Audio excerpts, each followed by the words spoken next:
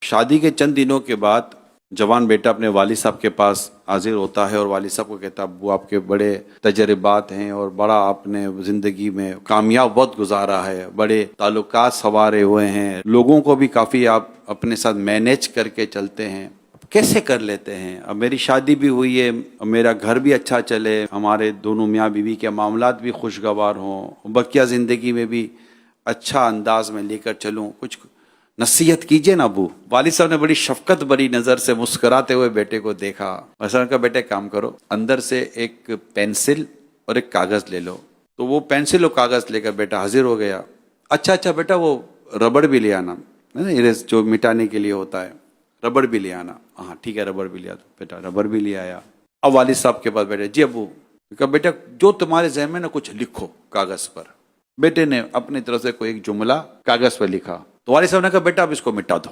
اچھا ٹھیک ہے ابو مٹا دیں۔ اچھا بیٹا ایک دوسری لائن میں کچھ اور لکھو۔ والد صاحب نے کہا بیٹا اب ذرا اس کو بھی مٹا دو۔ اچھا بیٹا ایک اگلی لائن میں کچھ اور لکھو۔ اب تھوڑا بیٹے کا تھوڑا موڈ بھی ڈسٹرب آنے لگتا ہے، آج موڈ میں اور پتہ نہیں آج کیا کرنا چاہ رہے ہیں۔ بولا ابا آپ کر کیا رہے ہیں؟ میں آپ سے کچھ اور پوچھ رہا ہوں، آپ کچھ اور کر رہے ہیں۔ تو کہا بیٹا میں یہی آپ چلو ایک اور لکھو بس۔ اب بیٹا کہ چلو اب کچھ نئی بات آئے گی۔ اب لکھا تو باپ نے کہا کہ بیٹا اس کو بھی مٹا دو۔ اب بیٹے کی تھوڑی سی بیٹا سیریس ہو گیا نا، تھوڑی گھومنے لگے۔ بیٹے کی جلدی گھوم جاتی ہے، باپ کی گھومتی نہیں ہے، یہ یاد رکھنا۔